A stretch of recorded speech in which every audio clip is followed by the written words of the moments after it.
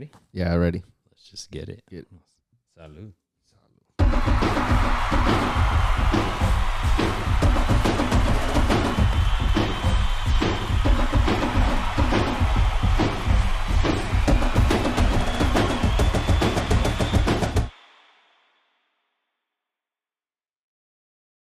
Let's go, Cesar. Let's get it. ¿Cómo está? Bien, aquí nomás. Happy New Disfrutando. Year. Happy New Year. First episode back from the new year 2025. This is the first episode back. We had a Christmas one, right? After Christmas?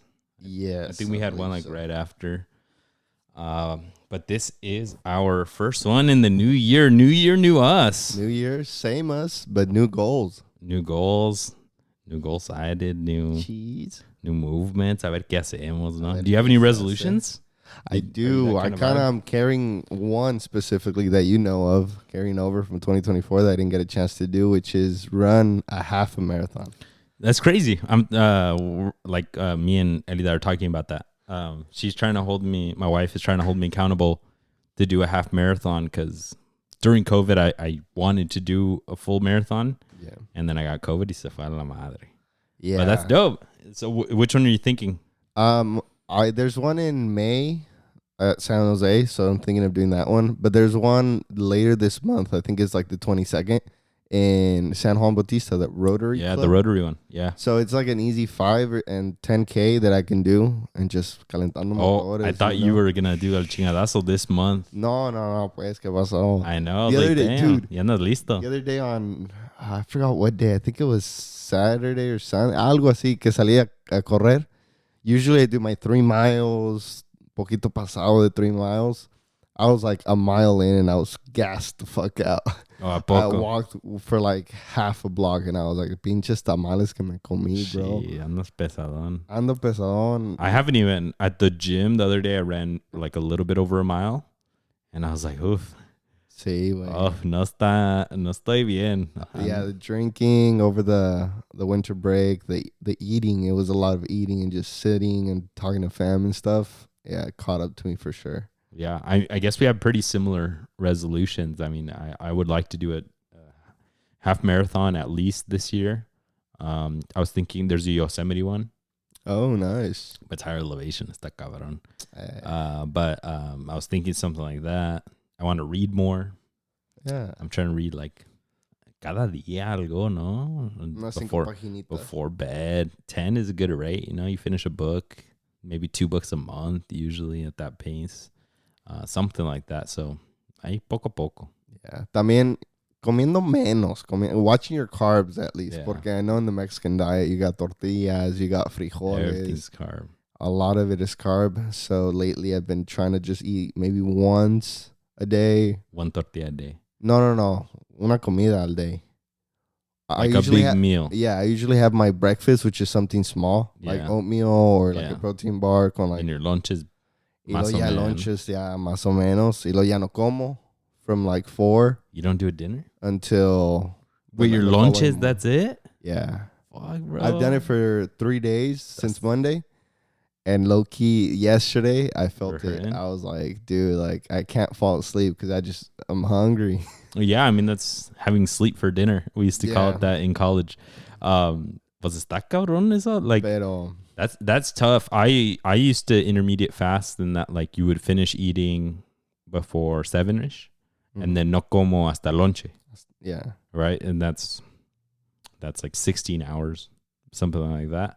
Every once in a while, me da la gana. No que me dé la gana, I forget to eat breakfast or I forget to grab something. So then I end up doing it. Yeah. But there's supposedly results that it's pretty good. But I've also read that it can spike your blood sugar because you're eating only in certain windows, right? So your blood sugar goes down. I don't know. Pero a ver cómo me va. But you know. life hacks from the goal-sided crew. There's the Carb Balance Mission tortillas. I don't really like Mission, the brand, but they have a lower carb one. It's like 6 carbs instead of like 20 a tortilla. I was already cutting out tortillas over the past like 6 months, pero esta vez I was like, you know what, like even frijoles, I gotta cut out.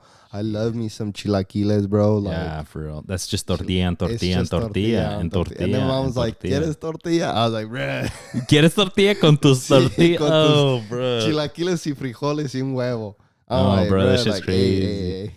Like when they do a huevo con tortilla too, and then you're eating it with the tortilla, and you're just like, bro, Inception or some Yeah. shit. Okay. So yeah, I'm really trying to be conscious of what I'm eating. Hell yeah. This year. Join me. Let's calorie track. I've been doing there's an app called Lose It that I really like. Not a sponsor.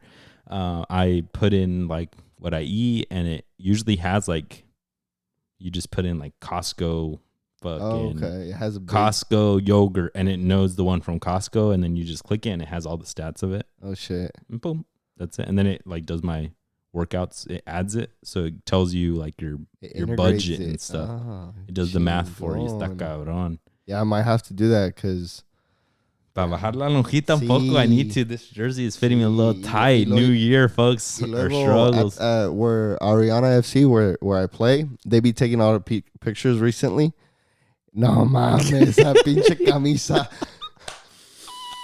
Pinche súmela, pero de tomo sale, güey. No, you gotta tell the photographer, hey, no magas. Hey. Take as many as you want. I'll pick them later, cabrón. Hey, pero, don't be doing me dirty. Give me a heads up. Hey, cuando vas a tomar foto, man. De aquí para arriba, güey. No, give me the heads up y pues sumo la panza, no un poquito. Yo, but even don't then, do me dirty. Like, it's just tough because soccer shirts, like goalie shirts, are tight naturally. So a veces, you know, you just gotta eat less, boy. Yeah, you gotta eat less, or I mean, you're gonna look like Memo or Chata out there. You're gonna be looking a little tight. Yeah, shout out to the boy. He's grinding on social media. Pero yeah, I mean, those are the few things that I think are one of my bigger goals. Hell yeah, folks. Keep us accountable and let us know in the comments if you guys have any New Year's resolutions, anything towards footy, okay? Yeah. Watching less footy. Tetracampeón en América. Oh, that's their goal, apparently. Well, welcome back, folks, to episode 133, because I did release 132 yesterday. Yesterday being Tuesday. Go check it out. It's our interview with Eustace. It's our second ever guest, and we're hoping that's one of our goals for this year is to have some more guests on. If you guys have people in your realm that you think would be a good guest, shoot them our way. Or if you want to be a guest on the pod, if you got a good story to tell, you're entertaining. Shoot it over, hit us up, join Discord, lo que sea. Let's go, talk to us. But New Year, new us, folks. I hope that you guys subscribe to us on whatever platform that you're on. Get us to 500 followers on YouTube. We're almost at 350 on YouTube. Yeah. We've been pumping little by little. Ahí vamos. Ahí se va la cosa. Help us out because we're moving. We have a jam-packed agenda today for 133. We will probably start off with Carabao Cup because as he's wearing a jersey, I've lost a bet that his Cesar's Newcastle beat my Arsenal yesterday. Dolió. We had Premier League over the weekend. We got La Liga over the weekend. But the meat and potatoes, that'll be quick because what we want to get to is a Liga MX preview. It starts on Friday. Jeez. Your America plays. America. Querétaro? Yeah. Con la sub-23 de la America. We always play them. We always start with them. They did that last year, huh? Yeah, la primera o segunda jornada. And last year, America started with los que venden tacos afuera del estadio. They've had anybody in there. I feel like for the past like 2-3 seasons, we've been starting with like el homie del homie de ese güey. They bring Paquidios in there. They're like, hey. De la Kings League. So, like, I mean, because supposedly some of these teams, more and more, they're doing later preseasons because pues acaban tarde, right? So they give the players extra vacation y pues no llegan. What no es extra vacation? That is like you're well, the same vacation. The same vacation. They but respect it goes later porque. Pero pues también qué razón tiene que darle el equipo the vacation? They don't need to, right? I mean, like, bro. I don't know, bro. You probably got extra cash for winning the tournament. So like stats show que you need a healthy vacation para que estés feliz, you know, work-life balance. Happy wife, happy life, dog. Got to spend time llévala with a kids. Tahiti o a Cancún, donde quiera. Oye, no van a Mazatlán, a la Talacha. Nomás a pinche Mazatlán van y nomás. Yeah. No, but we'll see if America starts off hot this year. Last year they didn't start so hot, but we'll give you guys a whole rundown of what we think is going to happen this year in Liga MX. We're going to give some predictions. Like I said, it starts Friday, but we're going to be going over like who we think our top transfer will be. We'll go over the transfers that have happened so far. We'll pick like an MVP. We'll do who we think is going to be champion. We'll do who we think is going to get last place. Who will be the first coach fired? Stuff like that. So stay tuned, folks. We'll get into that. But let's kick it off with the Carabao Cup. Cesar, you got some bragging to do? Chao, ya tú sabes, ya llevo 2-0 contra ti. Si no más, por el América. 2-0 in a row. De Newcastle, sí. The Newcastle, dices. Sí. Yeah, because, bro, la mera verdad, Newcastle's been like a kryptonite to Arsenal lately. Oh, yeah. Yeah, Newcastle. Hasta con Liverpool, Arsenal balling out. I don't remember that game. There was a back and forth, set piece goals, quedaron 2-2. But then in this case, 2 in a row contra el Newcastle. But no. Sí, pues, I mean, it's just Newcastle was 6 games unbeaten in all competitions. Arsenal was 13. Me vale. Pero the Newcastle being up and down before that to They're now solid right being now. really solid. All of the players stepping up. Big shout out to Isak. Big shout out to Tonali. Loki Holding that midfield together. Isak is probably like top player in the Prem right now. Like Easily, bro. si se duerme Salah, I would argue Isak right now. He's balling. Oh, okay. Yeah. It's between him and Salah. Easily Isak, It's the best number 9. Yeah. Raúl Jiménez ahí anda. Ahí anda, echándole gas. Chingándole. Shout out to him. But Isak, the But best. yeah, 9. Newcastle is a very balanced team. Y al último metieron el segundo gol. Again, producto de Isak getting the ball, distributing it wide, getting it back, getting a shot on goal.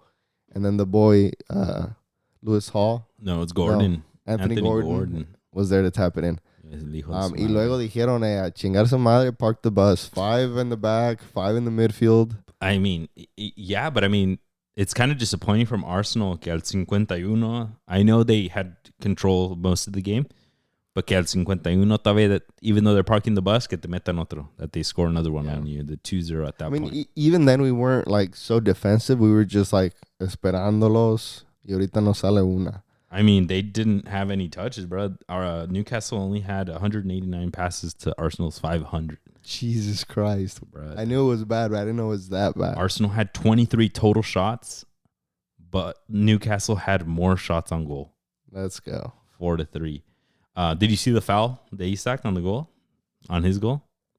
A ver, eso, a ver, tú dime, the first one, que le cayó como que de medio rebote, right? Like right in front, he's fucking skied it. Yeah. Right in el desmadre que andaba pasando, he was being marked, I think, by Odegaard, and he got a shove on Odegaard, got the space, and then skied it. Eso es cosa de delantero, eso es cosa de la Prem que se dejan hacer Odegaard had cosas. a flop. He should have flopped. They would have caught it on VAR if he flopped. Okay, It was a full 2-arm extension too. Like they probably should have checked. Pero pues, ¿qué se puede hacer? En una de las otras jugadas, they tripped my boy Isak. I didn't see that. Pues nada. Didn't fit my agenda. No, pero like I was like, when I saw that after, I was like, now I have something to cook with. Yeah, I'm dead. Me va a quejar. ¿Y qué le pasó to Martinelli? Bro, I'm telling you, He's bad. What have I been saying for the longest time on here? Really bad. As soon as he missed that open goal, 1-on-1. Literally. Dubravka. Looked like freaking Prime Casillas, way. No, mames. Parecía Peter Cech out there. And yeah, but he just hit it off the bar. Like, no, didn't even make Dubravka make a save. Nada. No, I mean, we've been talking about it here. Martinelli's, in my opinion, low form this season. Last season, even a lot of the pundits, like on the match, were saying, like, dude, one of the pundits was like, I went to Arsenal training last year. The best player, hands down, on the pitch in training was Martinelli. Just so much energy, running everywhere, untouchable, like it just slippery, getting by you, like he has been the past couple seasons. But I think like at some point last season, I don't know if it's bringing in Trossard and like a little bit too much competition. Now Sterling, no le entiendo, but like he hit a plateau, which I thought he would have broken through, being a quality Brazilian player. Pero como que ahí se quedó y hasta como que va para abajo. Yeah. So my point 2-3 months ago was this winter transfer season, Arsenal, Sácale lanita. get that money before people start making him a meme, and now he's becoming a meme. Yeah. Like his value's cut in half. Yeah, and then like you said, there's Trossard, there's Sterling, Some to Marseille. and like even I bet you even in the academy they got players who are just wanting esa chancita. Guaneri scored. The 17-year-old scored last in the weekend. Yeah, The only one to score. But I mean, everyone making fun. Going back to your point about Isak, everyone making fun of Arsenal that they don't have a true 9. yeah, Eso es lo que le falta, everyone says. But they also, I don't see anybody else producing. I kept seeing these jugaditas where Declan Rice would get it outside of the box, and instead of going direct, like you're on your left, you're a righty, go this way y mocos con la derecha. No, vamos para acá. Take it to Martinelli. Ni Partey. They kept doing these chips over, and I'm like, do you know how tall Dan Burn is? Yeah, motherfucker's tall. He's freaking 7 foot He tall. makes Joe Linton look small, and Joe Linton's well over 6 foot. I was like, bro, you can't cook Livramento.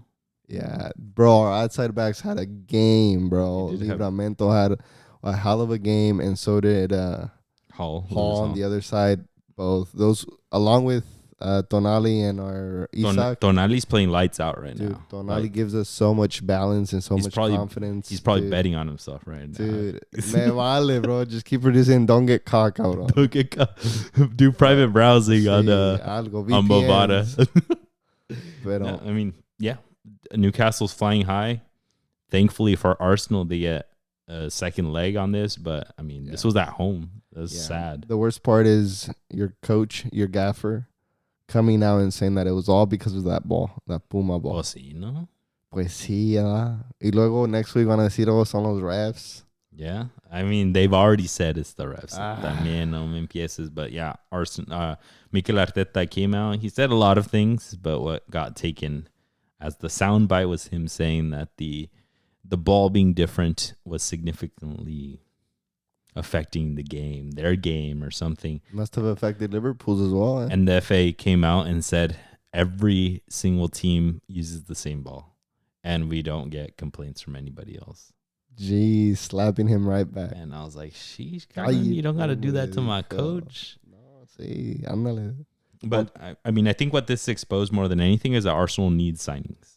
Yeah.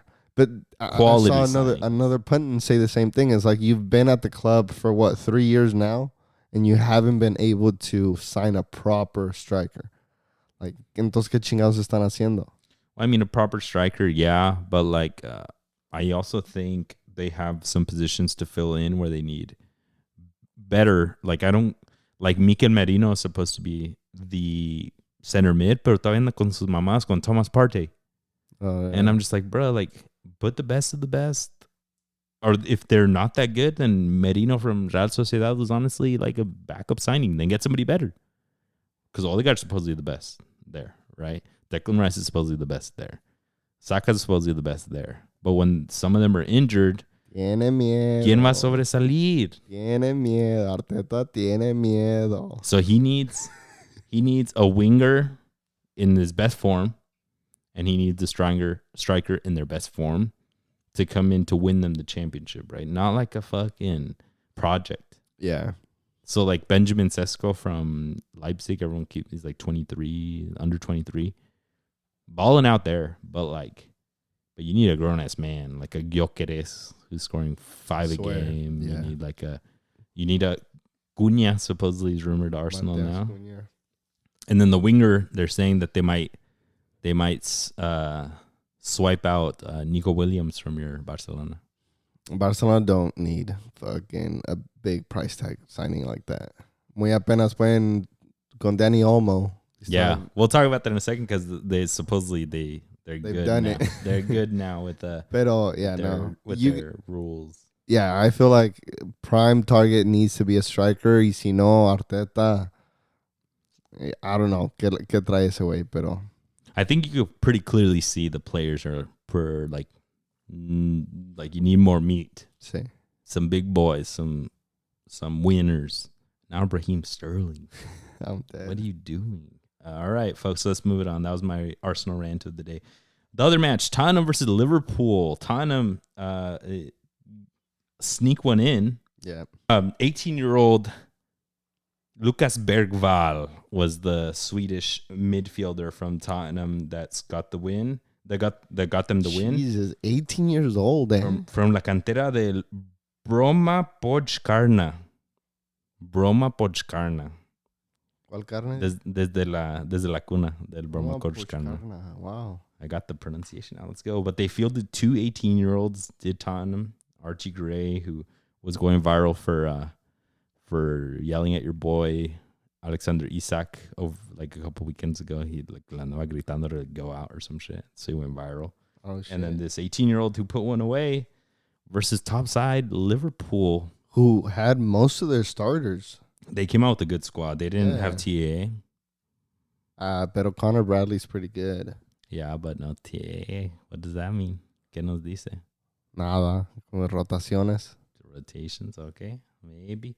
But yeah, Tottenham was able to put one away. Now they go back over to Liverpool with that win. It's going to be tough to hold it with just a 1-goal lead. And super unfortunate, lo de Betancourt, no? Did you see that? Yeah, he did it to himself, right? It was in a corner y como que se noqueó el solo. He went like down to get a header. I don't even think it was from the header.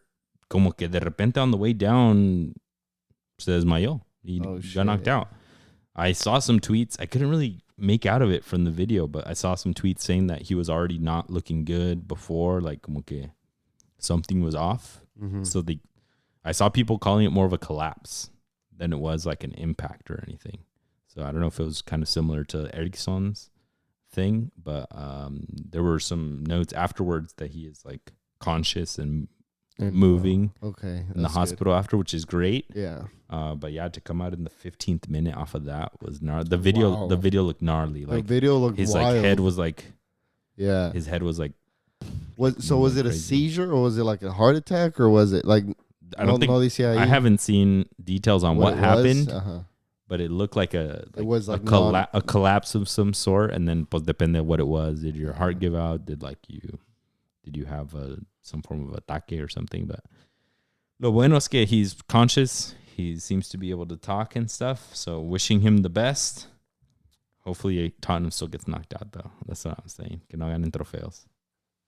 Tráiganme a Newcastle a quien quiera. A quien sea. Hey, you guys still have to win one more match. The good thing is that we don't get the next match until mid-February. So at that point, the transfer window is closed. Tráeme un 9, papá. Por favor, Santa Claus. Dude, you guys won't get a 9 in the winters. Imagine we get Cunha, we get Gyökeres, we got fucking... Damn, bro, relax. You're not owned by the Saudis. Yeah, you guys are, huh? y mira el equipazo que we've built. Yeah, right. We built it. A ver. The top 4, a ver qué. A ver, ahí veremos. Y a ustedes... Just on the record, we got the 2-for-1. We got the all or nothing. Yeah. All or nothing. Double bet. or nothing. Double or nothing for el partido de vuelta, the second leg of this Arsenal versus it's a Newcastle. Win for me. No importa. And it's on the match, not on the... It's on the match. So if Arsenal wins 1-0, yeah, if Arsenal wins 1-0, it's still we're chilling. Dead. That's what we said, right? It was by match. Está bien. Okay, pues. Un 0-0, ay, Newcastle no le hace. All right, so you guys are witnesses, folks. Okay, so if it ends in a tie, I still win? Un burritazo? Yeah, if they end up 0-0 in the match. Yeah, in the match. And it's 2-0 overall, then you get one burrito. I got 0. Okay. You get 1. Okay. On the record. All right.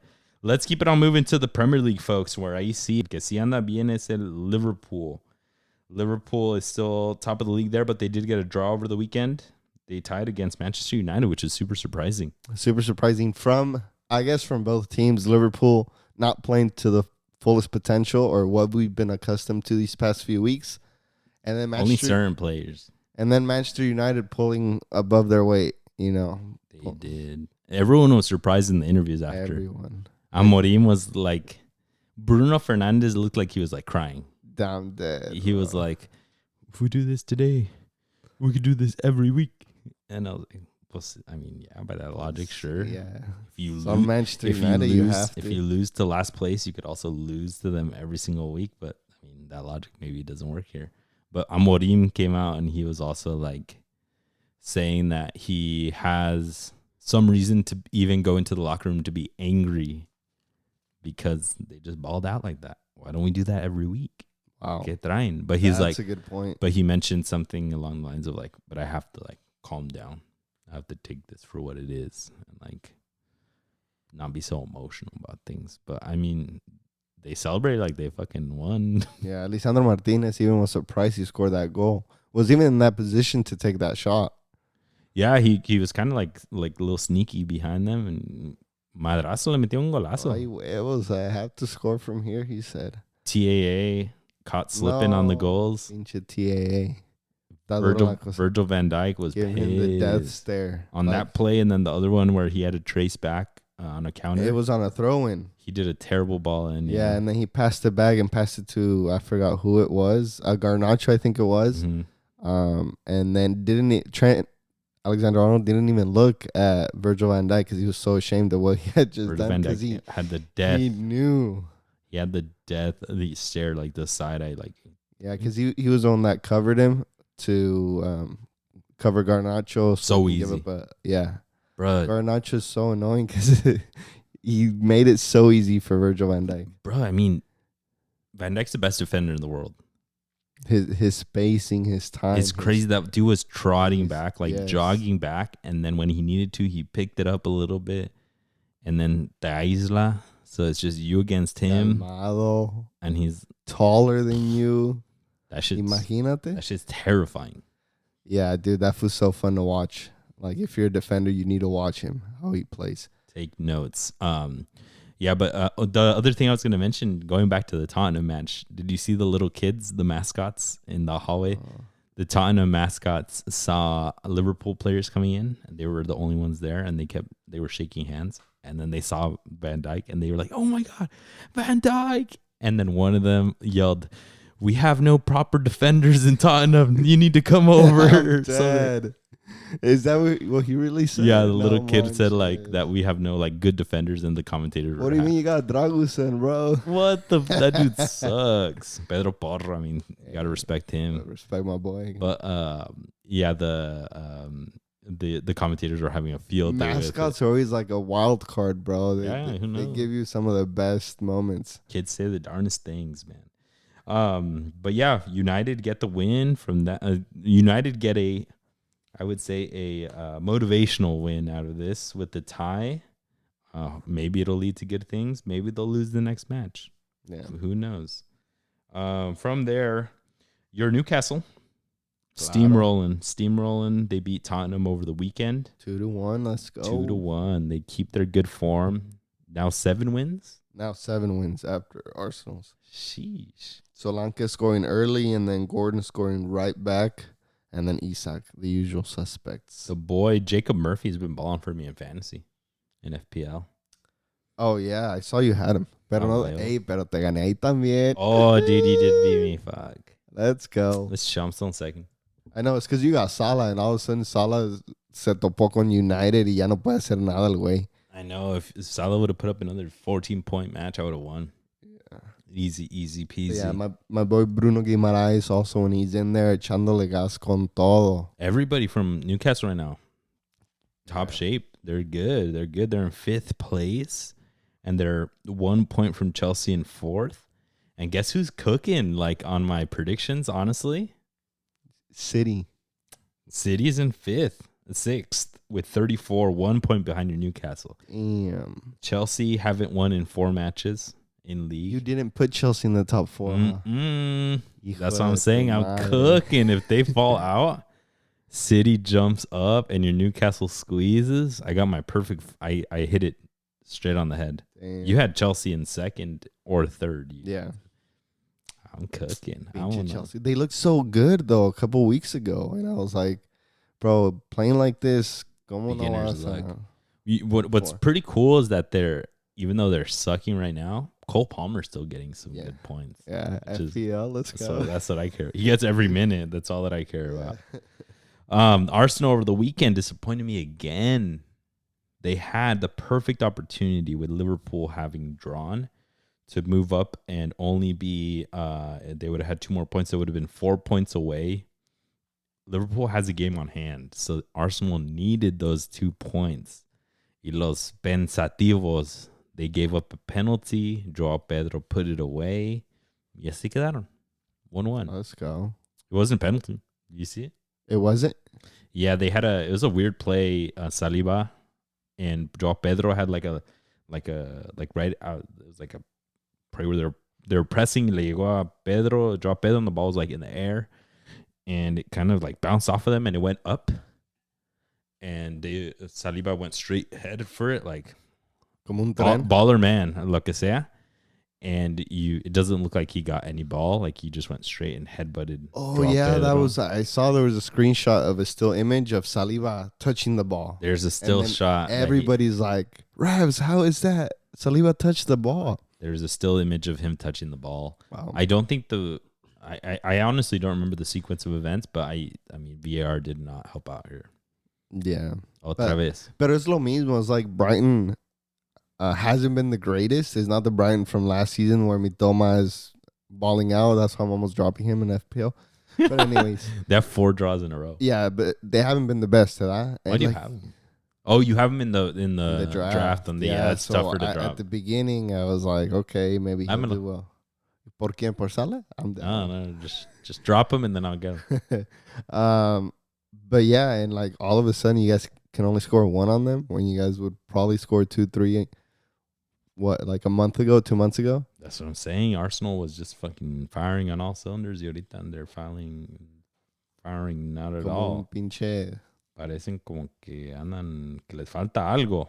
A los que no les falta algo, the ones that are killing it right now, Nottingham Forest is in 3rd place, and we're all just we're acting like they're not even there. Because we're all talking about, oh yeah, it'll move around. Yeah. But they're law of averages, cabrones. They're winning, dude. They look good doing it. Their last 5 all wins, and they smacked this Wolves who Wolves was looking picking good. It up, yeah, with Cunha balling out. But Cunha got suspended. Pues sí, pero todos, if you look at I looked at the highlights and I was like, Strad Larson had like 2 one-on-ones that was just unlucky with those. He had one where like le rebotó y quedó, le dio al balón, and it just hit a defender like on the leg or something, and then it just came out, and it's like, wait, if you'd have put those away, we would have been looking like at a 1-1 or a 2-1 or, pero no. But no Espíritu Santo, he figures it out. Hasta Vini, or como se llama? Oh, dude, for real. He scored 2. Looks like my cousin Churro. Shout out Churro. He scored. Lifelong Arsenal fan. He needs to come back to Arsenal. And James Ward-Prowse coming in, giving that assist is like, scored. Nottingham Forest, so solid. The goalie's fucking amazing. Like, I saw that Moy has him in FPL, and I was like, wait, like, you picked him up early, and it's paying off. Paying off. You know who I picked up and all of a sudden just didn't play? Kepa. He didn't play over the weekend. Where He's been killing it with Bournemouth. Oh, yeah, Bournemouth. De repente, this weekend no lo metieron. And I've been starting him, and he's been balling. All of a sudden, I'm like, damn. But yeah, I have Milenkovic. Milenkovic has been doing well. Oh, I know. When I saw him on your team, I was like, fuck, that's 6 points guaranteed. Yeah, he's been doing really well. Me dolió. I was also missing Mateus Cunha in my fantasy, or else that would have been cooking también. But this Wolves, we'll see. This is like the real test for them with this Vitor Pereira, their new Portuguese, has to be Portuguese coach. Claro. We'll see if they cook after. A lot of the players were saying that they feel really comfortable that he just lets them play freely, have fun out there. Mateus Cunha looks like he's having some fun out there. Yeah, he's balling out. Proper baller. He's Brazilian, ¿verdad? Yeah. He's been getting call-ups lately, but he hasn't been at this level. Yeah. So I bet next World Cup qualifiers, I see him, because Vini, Brazil needed too. Rodrigo. Yeah. It's going to be crazy. Yoga bonito de regreso. I'm excited for Mexico, in all honesty, because they do have some players balling out right now. We don't talk the Saudi league, but what's his name? Quiñones is balling out over there. And looking good también. 2 goals and an assist, or 1 goal, 2 assists? No, 1 goal, 2 assists, yeah. Raúl Jiménez, moving on to Fulham, scored 2 penales. Tomo, still got to make him. Cuentan igual. And he's like 3rd on the list of most penalties scored without having a single missed penalty. Jeez. Haaland, who just missed, was at the top, and now it's done. Cole Palmer, I think, is active. He has like 12, and Raul Jimenez has 10. Oh, let's go. So he's always been known for He's always being hella good. Yeah, super high percentage conversion de penales. Mm-hmm. And then they ask him, "Hey, he's no Ricardo Marin, but I mean, I'm dead." Dude, why even bring that fool into this conversation? He doesn't even belong. Because on our lives, check out our lives on Twitch. He's been making them in like all these fake tournaments that they're doing in preseason. He's been scoring them, and he hits them hella well. He's always been. I've noticed whenever like he's good at shooting them, but I'm like, pa todo lo demás no sirve, güey. Dude, he has to be good at something, I guess. No, yeah. But Raul Jimenez balling out now. I think he has like 7 goals on the season, 8 goals on the season. He's up there in the top goal scorers. Like he's cooking now. Starting over Santi. Wow, that's a big. I think so. Yeah, he has to. I think deserved. Yeah. Yeah, doing it in the Prem is completely different than doing it in. He's top 15 now with 8 goals. So ahí va para arriba, agárrense. That's all that I got in the Premier League. Let's move it on to La Liga, folks. La Liga over the weekend on Friday. Desde el Friday hubo un partidazo. Yeah. I talked about it on the live. Valencia, Real Madrid. It got popping off. Mostly for drama. Mostly for drama, but... You could have not watched the game and then watched the last 20. And that shit got agarra las palomitas. Like, that shit's like... I was here working and watching it. I was like... I was hella excited. I only remember seeing, obviously, the Vini incident, and then when they were 2-1 down, Valencia got this phenomenal like shot that hit the post and almost went in. Oh, dude, for real. Dude, if that would have gone in, it would have been insane. So the Vini red card was at the 79th. Mbappe got a goal. The second half was super entertaining because we start off, they're already down 1-0, Real Madrid at that point. And then Jude Bellingham has a penalty and he misses it because he does el brinquito, güey. That's Raul Jimenez ese, güey. No, we're like, ¿qué te crees, güey? Watch more YouTube videos para aprender. So he misses one. 4 minutes later, Mbappe gets called offsides on one that he puts it away. And it was a pretty baller goal. I was like, damn. So Valencia surviving. It looks like they might even win it. And then shithousery starts, como siempre, Valencia, way that they're picking on Vini. They're getting him mad. He's being a dick back. Everybody's fucking fighting. A whole bunch of drama. And then him and, what's his name? ¿Cómo se llama el pinche portero? Dimitrievski. They got beef, like personal. Like, they should just take it offline. Like, traen algo from past games. Es que, I mean, looking at this whole situation, it makes me think that everybody in Valencia knows that whenever Vini comes to town, hey, dale un little nudge. You got to. A ver si if he blows up. If he blows up. You played Sunday League. You know, you play the hothead full, and you're like, hey, ¿quién se anima? Sí. A lo mejor, ¿A quién le toca? A lo mejor te da un madrazo, pero pues, red card. Ahí estamos nosotros. We got your back. We got you. Don't even trip. The same thing happened with Mallorca. You seen that video, right? The viral video where all the Mallorca players are like kissing the bat in front of them, and they're making the cry face at him, and like they're doing to piss him off on purpose because he doesn't have, in all honesty, like really great emotional control. Y se le va la onda. Yeah. Y, I mean, in el fútbol todo se vale así porque at the end of the day, who got the red card? Vini. Dimitrievski, feliz de la vida with the yellow. He didn't even get the yellow for the play. I'm dead. That's even worse. I thought he had the yellow for it. So you understand they probably should have gotten one, right? Like at least. It wasn't for the play. Entonces, it's crazy. Was it for the water spewing? No. Déjate digo, güey. Isn't that kind of crazy? That's what I was thinking. This is crazy. So the ref goes and checks VAR because there's the play. Dimitrievski like kind of nudges Vini, almost kind of a light push, but one-handed. And then Vini comes up and two-handed pushes. Y güey, cae como un pinche palo. Como un tronco. Cae así, ay. Así le hace, dice, cae. And then the ref finally gets told, and he goes VAR, and he jogs over. While he's jogging over, I think Lucas Vasquez gets a yellow at the exact same time. Lucas Vasquez and Dimitrievski get a yellow at the 78th because they start pushing each other and hitting each other.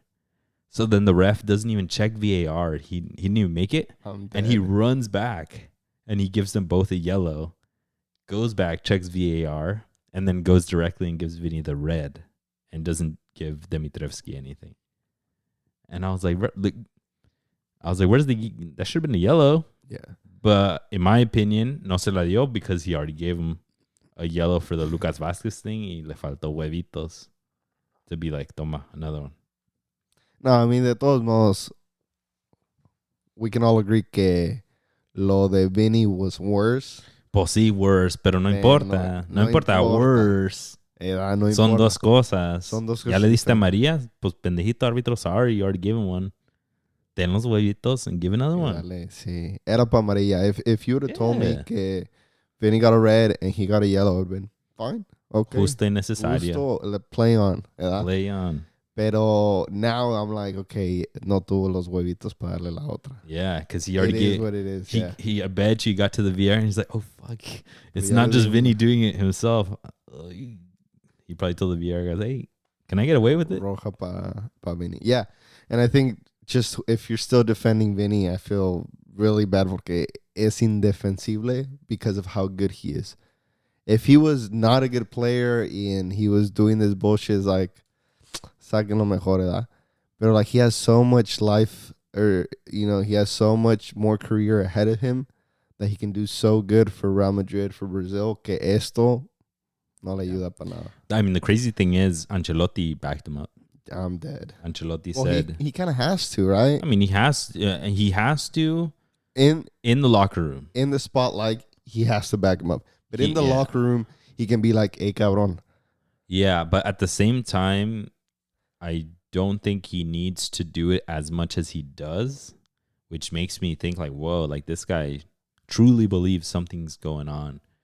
Porque sale con unos huevitos at the conference and says, it should have been, I don't remember if he said they should have both gotten something or that like there's no way in hell that was a red for Vini or something. But he gave some logic that like something's going wrong. Like it was the wrong decision. And I was like, damn, like, okay. I mean, that they were going to come out to appeal it too. Oh, wow. And I was like, damn. Okay. Yeah, I don't know. For me, it's just like, Vinny, just play on, bro. Just métele un gol y cállalo. Yeah. ¿Verdad? I mean, that's always the easy decision. But like, I mean, when you're a hothead, pues ves rojo, ¿no? Pues sí. Ves rojo. Pero juega Vini a jugar. I'm not one to bag on him, pero sí juega. And then immediately Luka Modric comes off of the bench in the 80th. Y a los 5 minutos, toma, papá. Y así se hace. Because Así Valencia fans were yapping it up. And then una jugadota with Bellingham. Bellingham got the freaking dopest of little taps in. Yeah. And Modric, de tres dedos, everyone said it. I saw him going viral because people were saying that he did it like Yamal de punta. Uh-huh. You know, he does that. Yeah. But he did it de tres deditos. A la Modric. He was just tres dedos. And then 10 minutes later, at the end of the game, Jude. Tuvo que ser Jude. Let's go. Yeah, I mean. You saw the water situation, right? Yeah, the whole water situation. Imagine some fool on the other team takes your water, you're a keeper. But see, that's the thing is like, I would have been really upset. Yeah, I would have gone up to his face and I don't know what. En el momento no sé qué. Pero I feel like Dimitrievski having the thought. As a veterano, tengo amarilla, no puedo dejarlos. No, he's smart. Like, he knew what to do. He also knew he was being a little shit. And then like Bellingham also wasn't, I think what Bellingham did it, like, and how he handles himself is beyond his years. Like, yeah, he's a pro and he knew he needed some justice, like, for his homie. He probably knew he could get it in the scoreboard easy. Like, just wait. But like, just a little shithousery, like, tu agua, güey? Oh my God. Yeah. Like, and then I think that was, it was a really cool standoff.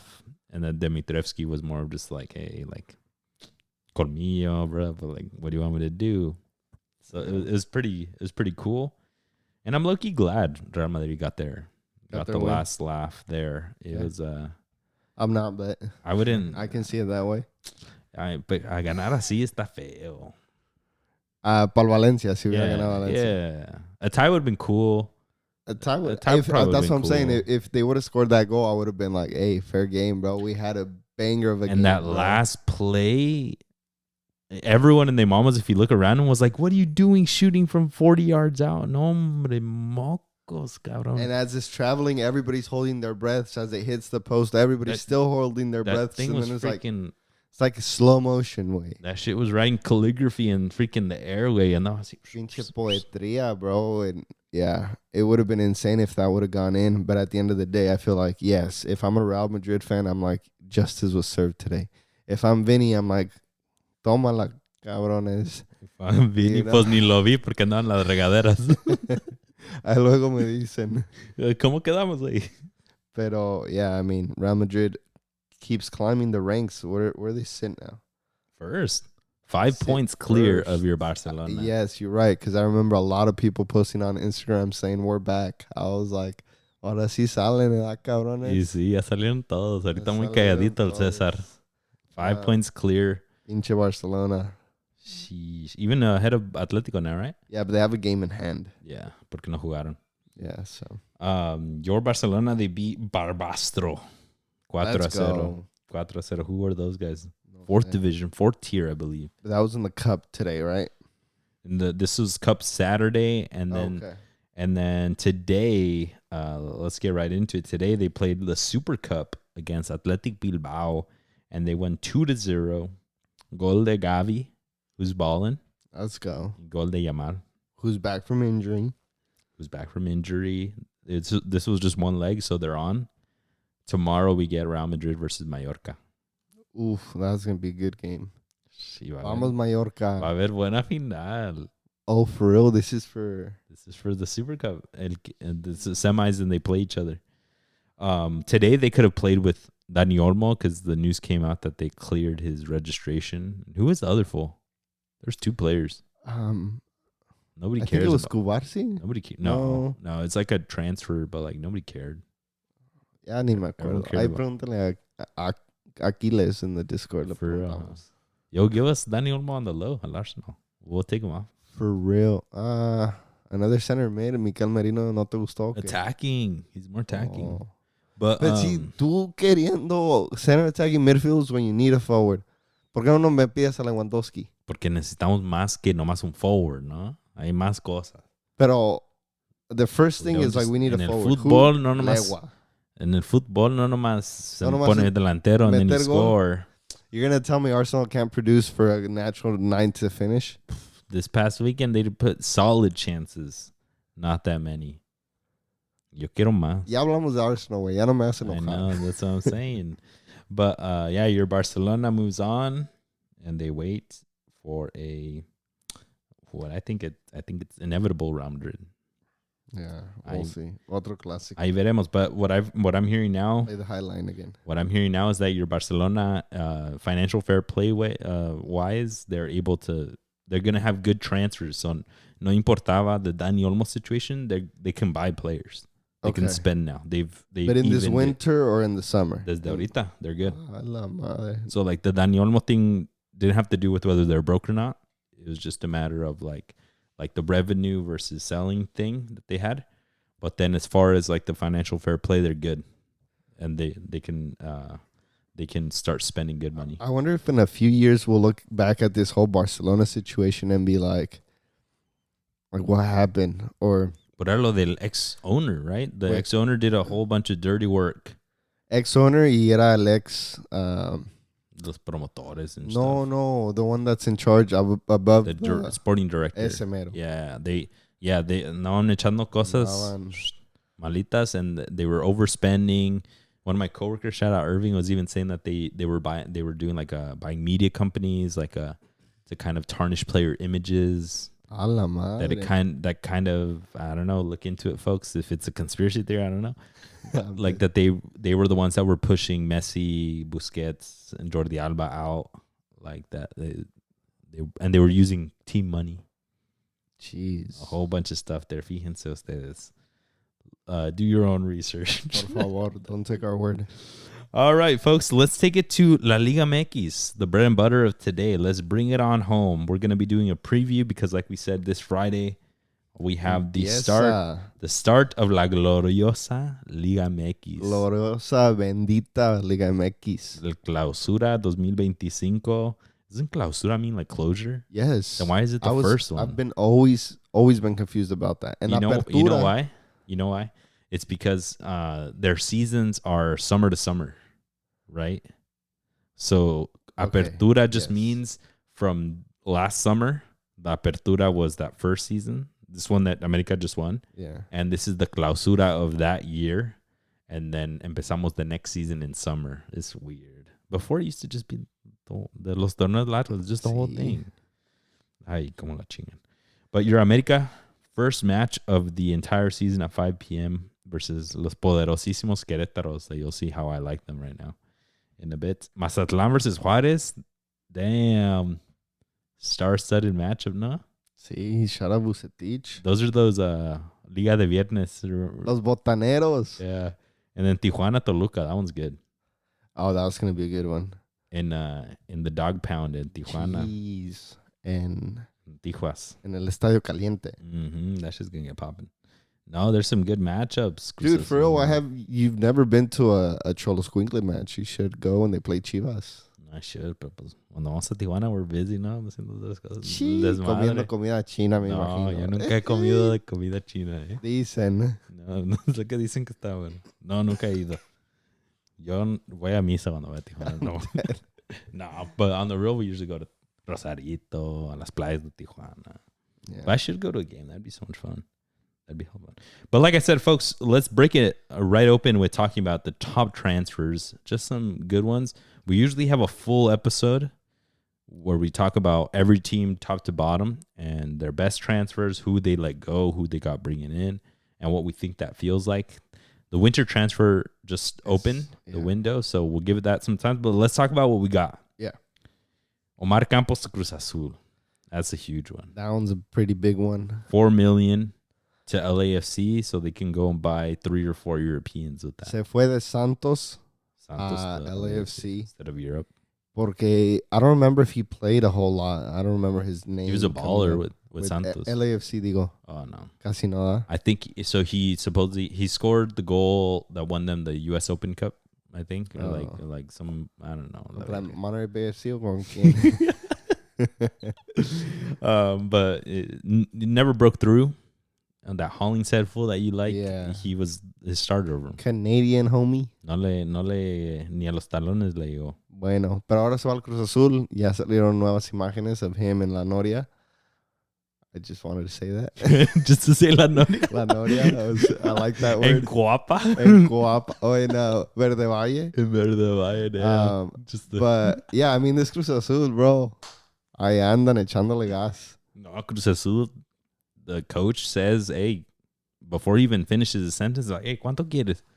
For real, you guys, Cruz Azul, your second team, has been spending hey, aquí traigo pesos, espérense. La Cementera's been doing great. Hey, ahorita lo que quieran. Ahorita vamos a hacer un driveway. Ahí sacamos para ahí sacamos. No, they're somebody needs to invest. They are getting investigated, I think. Yeah. They're getting some money out of somewhere, but they got Omar Campos, and then just today/yesterday, apparently Chiquete Orozco is confirmed. Yes. And I'll just get right into that whole drama. Everyone's saying Chivas swindled Cruz Azul. I actually think it's the opposite. No, because let's break it down. We haven't gotten the full details of the exact transfer. Okay. But what supposedly was happening, we've talked the drama. Chivas wanted one payment for Chiquete. You said 11 million. Put your money where your mouth is. Give me that 11 million plus taxes and fees y todo. Wait, cover everything. And then it ended up being, okay, well, how about we give you Luis Romo and some cash? But supposedly Luis Romo didn't even want to go to Chivas. I don't blame him, honestly. He said the opposite. So then, low key, that's not a bad deal. You're getting a really good center mid that you've been trying to get for years, and an extra like 5-6 million or some shit like that. Just to play with, and you didn't even have to spend any money. You get a good player. Get rid of the player that's been having problems. And then, supuestamente, I don't know, they're saying that Piojo Alvarado's 50% of his carta is now owned by Chivas now. Like, they got the entirety of it. Jesus Christ. Because of this deal. Yeah, that in the deal, they said, give me Romo, give us like 5 million extra or whatever, and give us 50%. The 50% that you guys own the Piojo for future sales or whatever. Like, it's ours. That's wild. Even just straight Romo plus cash, I think is a win for Chivas because Chivas was about to get 4.5 million from Anderlecht and from any European team, 5 million max. Right, and I think getting one of the top center mids in Luis Romo plus cash on top of that, I think I'm like, damn, that's the inflated Liga MX market right there. But it inflated so much that it gave Chivas spending money. They haven't even started buying. Yeah, they haven't. But what I think is very interesting is en el sistema de los dos equipos, if we take them individually, if we take Cruz Azul and Chiquete joining that group, it seems like that is a better deal as a whole for Cruz Azul. Just because you think tienes un plantel más competitivo. Yeah, because you're not seeing holes in other areas. So you're saying Chiquete will plug and play where Rotondi is or where Dita is. Yeah. And guess what? Even better super team, right? Versus you're like, you have Nene. Why bring in Luis Romo, right? Yes. Yeah. Makes sense that it sounds like they got a better piece. But I think you have to take into account Chiquete was out the door. Regardless. Yeah, Seiva, right? It's like... So then you were about to get 11 million and you couldn't because they're not going to pay 11 straight cash. You couldn't. So the next best thing, in my opinion, which I think is a sweet deal, is cash plus release top center mid. And I'm sorry, but Nene, you're probably benched now. Yeah. Because Eddie Gutierrez is going to start. He's captain right now. And then Piojo's not going to get moved. Yeah. Unless you move him out wide or something, which I don't love. But I'll take it. I mean, there was no option to get a striker out of it. Yeah, yeah. Which, I mean, maybe I don't hit that could have been cool. But I think Cruz Azul scratched their itch where they needed it. A really solid defender. But I think Chivas got like the value deal. I think they got a lot of money. I don't think Cruz Azul needed to give up Luis Romo because I think he's a big piece of that team. But they can go and buy a extranjero. Or they also have, I think they had plenty of center mids to go around. Yeah, Eric Lira just moves up. Eric Lira, they had Charlie Rodriguez, they have Montaño, they have that Alan, that other kid. The dude that scored the banger too. Yeah, and they have a Canterano. And you're right, if they wanted to, they can go out and buy another center mid. Yeah, they're going to get some Uruguayo. Por eso yo digo que, en my opinion, futbolísticamente le salió mejor el deal a Cruz Azul que a las Chivas. But now las Chivas has, quote-unquote, money to go out and get another player, a striker, or that we'll talk about in a second. I think people are just calling it swindling because they're like, bro, you didn't need to give 11 million todo eso. Or hella cash and your starting center mid. Like, you didn't need to. Yes, you get Chiquete, which you need more than they need maybe Romo. Yeah. But I'm excited to have Romo. Yeah, like, I would have called them out in the transfers if I would have thought they could have gotten him. I didn't think they had any chance to get him. Yeah. Now that they got him, I'm like, dude, that center mid is taken care of. I feel really good with the Romo there. I like him with the selección. Yeah. Which is wild. Edson. A couple of years ago, we would have been like, pinche Romo no vales nada. He's slipping up for a bit. I mean, maybe he might, without Anselmi there, maybe he might.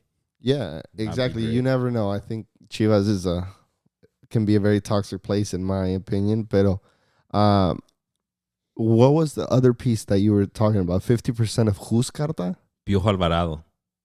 They had the other 50%. Yeah, they did that weird swap with Antuna. And they each like owned their own thing. Shares. So I think Chivas got some money when they sold Antuna, and Cruz Azul would get some if Piojo was sold. I don't think he's ever going to get sold anytime soon. Yeah, that's what I thought. Now they get the whole. Now they have the whole thing. The whole carta.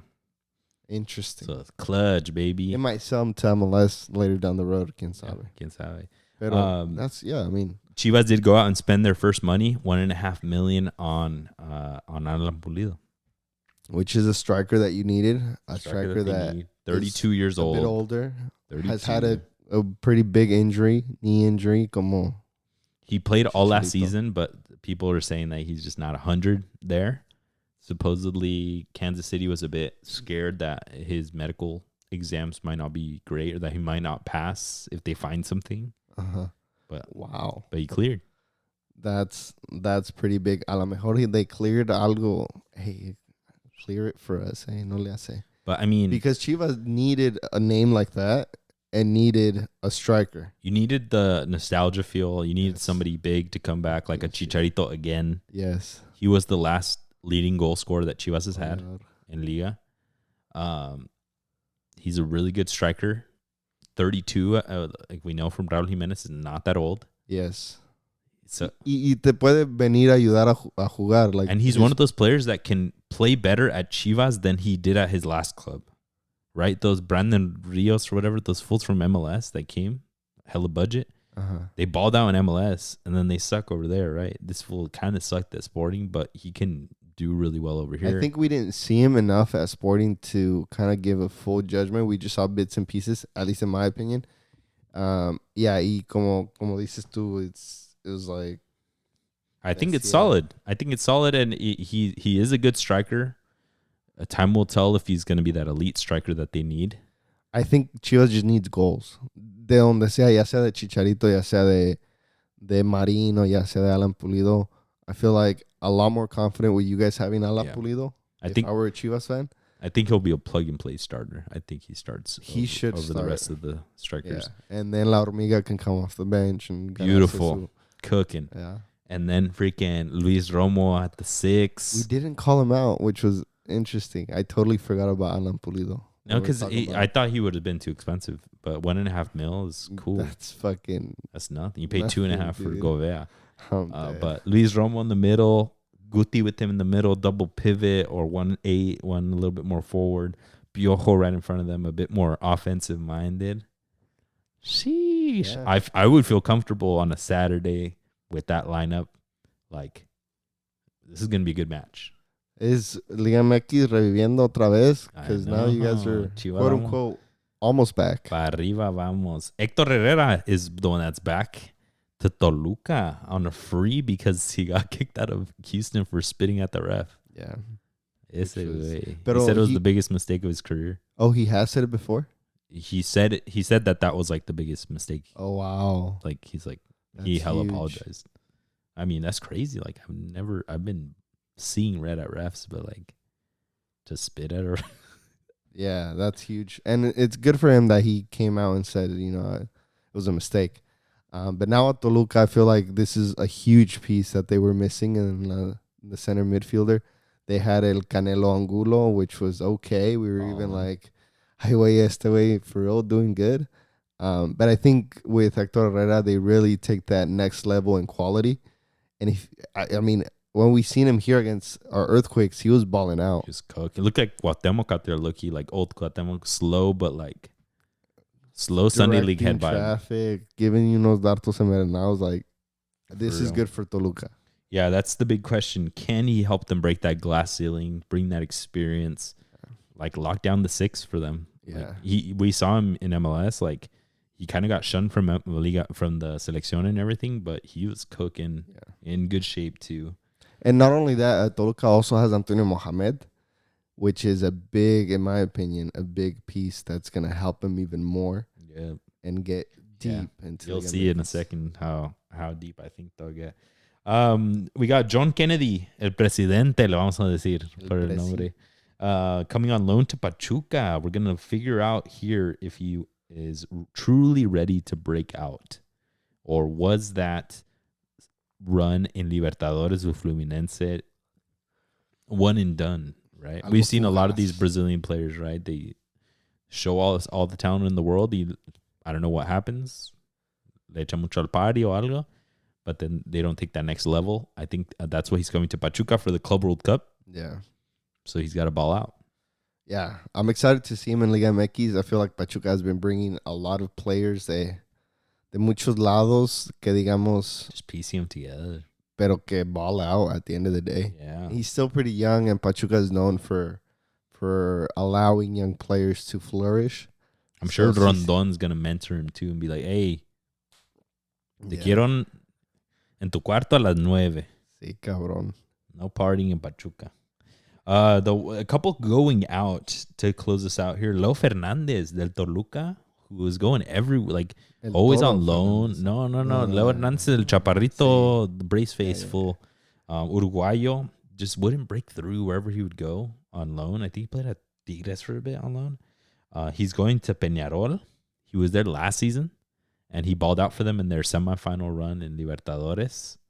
And now they coughed up $6.5 million for him. Jeez. There were rumors that I think Boca or River wanted him. But wait, when is an Argentino team going to pay that much? I'm dead. También. Yeah, he was at Peñarol, 32 games, 15 goals. He balled out. So he was balling out. He wasn't properly. putting up those numbers that often with Liga MX. So yeah, like I mean, cayó Toluca, bien ahí. 54 games, 17 goals. Pero I mean, other than that, at Peñarol is probably his best career season so far. Yeah, so they had no problem spending that money. They're pumping out players to Europe. That was probably penny change for them. They're getting millions and millions. And they went pretty far in the Copa Libertadores, so también les dieron they got good buen money dinero, because of him. Dinerito, yeah. Exactly. The last one outgoing that stood out to me, Brandon Vasquez. Uno chiquito, un guy que se llama Brandon Vasquez. Sí, está bien chiquito, huh? Everyone saying, there were so many teams saying this is our solution. Chivas, that's our 9, right? Monterrey, should you just play him? You guys suck. Our Earthquakes, San Diego. Which I thought was a good move because that's his hometown, huh? Yeah, that's crazy that they, honestly, this fool, he might be one of those players that, his whole thing is, you kind of underrated me, and then I balled out somewhere else. Tijuana underrated him, went to Cincinnati, balled out. Goes to Monterrey, they don't use him. Now he goes to Austin, he's probably going to ball out. Why didn't you get him, San Diego? What's up? That's true. It's kind of crazy. John Fisher, what's up? Why didn't you get him? Because he costs money. I'm dead. Because no fue gratis. But yeah, now going to Austin FC. The rumor is that Sebastian Drusi, their baller, is going to go back to River Plate. Wow. Pal dinerazo. All right, folks. So those are the transfers coming in. So let's get right into our dope segment for some picks that we got. Some picks de Liga MX. So I'm going to give Cesar a category, and he's going to give me his choice for that. He's going to give me his honest opinion on that. No bias whatsoever for his team. Cesar, let's start off with the kind of bad one. Give me your pick for the last place of this 2025 Liga MX season. I'm going to give you, probably not surprising, I'm going to give you Mazatlan as being the last place. Why? Reason is because they just don't seem to have any spending, don't want to spend, nobody coming in. I saw on their transfer market, there's 2 players coming back or going out on loan. It's like, entonces qué chingados estamos haciendo? It just feels like Mazatlan, the owner, just taking a piss. It's just not giving a fuck. Just happy he's in Liga MX and that's it. The only thing going for them is Vucetich, which is un viejo lobo de mar. So he may be cooking. We'll figure it out. We'll get you not last place. But I saw Querétaro was last season. I'm like, bro, if Querétaro doesn't finish above a couple paces above. No, Santos was dead last season. Oh, yeah, Santos. Y luego le seguía Querétaro. Which is crazy. Santos was dead last. But Santos all them youngins. Tan Ortiz, so I'm just like, okay. What's that going to do? I mean, he's made it pretty far with this team. Never been champion. But so your pick is Mazatlan. My pick is Mazatlan. It's a solid one. Not even the Playa, not even El Tío Salinas can bring good players in to make them good. I don't understand what's going on there. My pick for last place of the 2025 Liga MX season is Querétaro. I didn't see anything coming in for them. I don't see any hope for them. They got rid of Dario Benedetto, who is a legend in the Argentinian footy game, and they got nobody. So I don't see with what firepower they're going to do anything. They're just gonna hope Pablo Barrera has another Dang. like that. He's just getting better and better in his late 30s. I just Aging don't like fine wine. Yeah, I mean, he is balling out. He has the quality from West Ham Zaragoza, but ¿qué tanto le van a pedir? Come on, ayúdenle. That team's just hurting. All right, moving on. Cesar, give me your pick for the first manager to be sacked in this season. This one might surprise you, but I picked Gustavo Lerma. The reason I picked Gustavo Lerma is because they let go of Chino Huerta, which was a huge piece for them.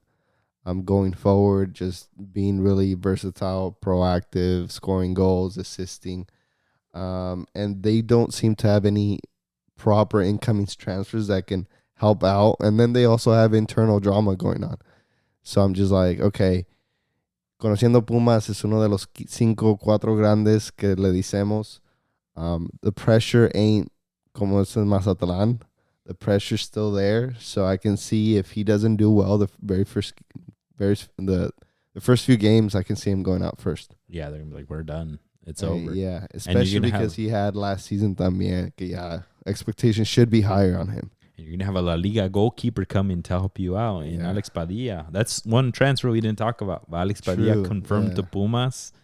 Supposedly plug and play starter because they kicked out both Julio Gonzalez and Gil Alcalá for their beef. Yep. So I'm wishing them the best because we need him to ball out. We need Alex Padilla to ball out. Yeah, he has to go third in that goalkeeper list next year at the World Cup. My pick for the first manager to be sacked goes with my last place. I think Benjamin Mora, who is the incoming coach for Querétaro, is going to be fired first. He's coming in for Mauro Herc, their legend there. I think it's him almost for memes because Liga MX is so terrible at firing extranjeros early. They always fire the domestic coaches. Mm-hmm. He's not getting any help with these transfers. He came in pretty hyped to Atlas when he was there, but didn't do anything. Now at Querétaro, I don't think he'll do anything even better. Like, he'll do worse with this squad, and I feel bad for him. I feel bad when a lot of these coaches just go to these lower teams. They don't get a shot at any of the good teams. Yeah. But that's who I got. Cesar, so let's bring it on to some positive stuff now. Top goal scorer. Give me your pick for Liga MX 2025 Golden Boot. Okay, for the Golden Boot, I have a repeat. I got Paulinho. No Henry Martin. No Henry Martin. The reason why I picked Paulinho is because he has basically the same team from last season. Same team, and now you just have a quote-unquote world-class player in Hector Herrera, and then a pretty good Liga MX coach in Antonio Mohamed, who theoretically should make this team even better. And I can only see him scoring more goals with that type of squad. So he's my pick for the Golden Boot. Nice. I have somebody competing with him. I think my choice for this next season is Giacomakis, because I think that after his first season, he got 7 goals. The first season, I think he'll settle into Liga MX. Anselmi Ball is going to have to be pushing like crazy to get this championship this next season. And I think he's going to be the one to benefit of that. The only one that can really hinder him is Angel Sepulveda taking some minutes and some goals. But I think he'll be up there. But Paulinho is probably going to repeat. Pues quién sabe. All right, let's move on to the transfers. Cesar, we named a couple. What's confirmed? If you got another one that's cooking, you let me know. But give me your top transfer of this upcoming season. Okay, this one is going to be a gamble as a top transfer because I really want John Kennedy, El Presidente, to ball out. Uh-huh. I feel like at the end of the season, if he balls out, knowing Pachuca, knowing how good they are with younger kids, knowing the older folk that are there, like the forward Venezolano, ¿cómo se llama? Rondon. Like Rondon is there, he can help, settle some John Kennedy's head and just delay, ponte a trabajar, cabrón. So I'm choosing him as a top transfer. And I really hope he does well for the sake of Pachuca and the Club World Cup and for the sake of, his future career as well, because he's here on loan también. Yeah. If he wants to go to Europe, he's got a ball out there. My top transfer of the season, I got Luis Romo, who's one of the newest ones. I'm really excited for Luis Romo. If you followed the pod, you know how excited I am for him as a player overall. I wish he would have gone to Europe. I think he would have an amazing career in Europe. And hot take, I think that he's a better footballer than Edson Alvarez. So I actually would like him to start over Edson with the selección. That makes me excited to have him with Chivas. I think that really solidifies the mid. I think it unfortunately benches El Nene. I think Chivas should get some money for El Nene as quickly as they can this transfer window with that. But just for the overall futbolistico side of it, I think he really settles that mid, the center mid for Chivas. It allows you to get a little bit more creative with your other mids there. Eric Gutierrez, that frees him up to actually ball out, hopefully take some shots because you have Luis Romo right behind you. I think it brings this team to a much better place than a lot of other transfers probably would have with Chivas. Came out of left field for Chivas, pero cayó perfecto. Yeah. All right. Now, before we get into some of the hot ones, give me a pick, Cesar, someone to keep an eye out for, but a sleeper, así como que not the biggest of names, but that you want to keep an eye out this season. Who you got? I got Diego Gonzalez. I got ¿Quién? Paraguayo right winger who actually plays for Lazio. He's going to play for Atlas, but funnily enough, he's actually played in Liga MX before. He played for Celaya in El Ascenso MX. What the? And then he went over to Lazio. So he's coming in on loan and right winger, agile. I think he's like 20, 21, super young. Nobody knows him. Nobody knows his trajectory. De donde viene, paraguayo, creado en Celaya, pero ahora juega para Lazio. Damn. Coming back to Atlas. So keep an eye out for that guy. He apparently didn't break through at Lazio, so we'll see if he has the quality to break through at Atlas. To break through at Atlas. He apparently had at Celaya. What made him stand out? Who knows? My sleeper pick for the season is somebody that's been in Liga MX who I think is in a team that's a little bit quieter, but in playoffs balled out. I got Sebastian Lemonge. Hey, let's go. El Francés. I think he's a baller. He really stood out, and with their coach, with Dominic Torrente, ex Guardiola disciple, I think he should have a really good next season. He might even be one of those, like, dude, can anybody stop him? Like, he got used to Liga MX, y agárrense. Dude, I thought you were going to say, can he be one of those naturalizados? Everybody's a naturalizado. Yeah. Fools on Twitter be saying that we need to naturalizar Kevin Mier and shit. Yeah. Like, no, but I think he had a great last season. It's one of those where I'm just like, watch out if this fool doesn't have like an amazing next season. All right, Cesar, let's get to the final two. Give me your pick for the MVP of this upcoming Liga MX season. So my MVP pick goes along with the Golden Boot winner, which is Paulinho. I think like if Toluca can get this team going, especially with somebody like I said, Héctor Herrera, Paulinho will have a field day with the Querétaros of the Liga Botanera, with your Chivas, con el quien se les ponga.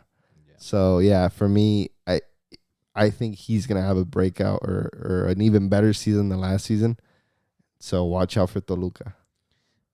This one's a little bit less drama because I agree with you. I do think Paulinho, just goal contributions is crazy. So, I can have Giacomakis having the most goals, but contributions, I think Paulinho will be at the top, and I think he will get the MVP. And for folks that didn't know, the MVP in Liga MX is actually summer to summer, so he's for sure going to get it no matter what because of how he balled out this past season. But I agree with you there. I think he's going to have another great season. Now let's bring it on home, Cesar.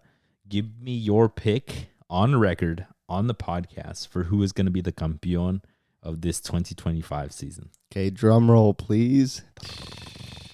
El América, let's go. Tetra campeón, let's go. And the crowd goes wild. Calling it now. And everyone boos. Everyone cuts out of the podcast now. That's all that we have. Por favor, don't forget to subscribe. Before you leave, subscribe. Our analytics are going to show everyone drops off at that point. Damn. You think that's how we left it at the end. Yeah, for real, huh? No, so you think, you think they won't have another statistical crazy player? Nobody will ball out, no top goal scorer, no MVP, but you think they'll have another season like this last where they just make it happen? Yes, I think.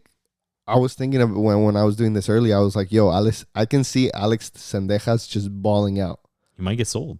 Okay. Orlando. No, they already rejected that offer. Calma, eh. Chivas has extra money. Sí. That'd be wild if he went back. But yeah, I mean, I see America just getting goals from everywhere. No nomás de uno. Ya sea Henry Martin, ya sea El Buffalo Aguirre. And I feel like this America, you can never count them out. Like, it doesn't matter. Even in their worst season, which was last season, they were still champions. So me saying America should not be a surprise because America in general, como institución, está para ser campeón cada año. Cálmate. Lo dicen los stats. Oh, A la liguilla for 20 straight seasons. Bro, ¿qué más quieres? Damn. Cruz Azul will eliminate y'all next season. That's what they said last season. All right, my pick for champion of the 2025 season is Toluca. Going along with the MVP. I think the missing pieces, I think they did a really good job of getting them their missing pieces. I think they needed a veteran player that can get them over that hump. They got Ache. I think they needed a better coach that knew how to win in Liga MX. Yes, Renato Paiva, yes, he coached at Sporting and all that shit. But you needed a coach that knows how to win in Liga MX, and they got El Turco Mohamed. I think he got his nice, much-needed break from Liga MX coming back now. And somebody we forgot to mention, a huge piece, El Pollo Briseño. Yeah, and he handpicked El Pollo Briseño. Oh, he requested El Pollo Briseño. Jeez, and he got him for less than $1 million. On the low. Yeah. Hey. Hey, Pollo's been one of my guys. Yo nunca me salí del barco. Okay. No, pero sí, I mean, this Toluca, I mean, we basically talked this whole Liga MX, segment about Toluca, how well they can play, how well we think they should play, how far they should get. So yeah, exciting to see them. Excited to get Liga MX back. Tiene que empezar at home. That's what it's gonna be. And we both are basically saying Cruz Azul is not winning it, which is not surprising, at least for me. I mean, they should. They should. They might win every single game again. Yeah. Llegar a la liguilla y quedarse. Sí, pero la bendita Liga MX. Sí. Maybe we'll just leave it at that for games to watch because I didn't do the research on the games, but. Watch Liga MX this weekend, folks. That's all we got to say. That's all we got to say. A whole bunch of footy. The amount of footy just doubled this weekend with that league coming back. Yeah. So it's about to be good. Even though we hate how Liga MX gets managed sometimes. Oh, we didn't talk about Copa MX coming back. Oh, true. We'll probably talk about it next episode. Yeah, full in depth. Once we get the details. See. But yeah, excited to have him back. Yeah, folks. So we appreciate y'all for tuning in. Check out our other episode where we interviewed Carlos Yustiz. Take a look at our social media for more stuff that's coming up. A whole bunch of stuff coming this 2025. We're excited to be in it. Ya saben que vamos a mover cosas. Yeah. Thank you, folks, for all your support. We'll talk soon. Peace.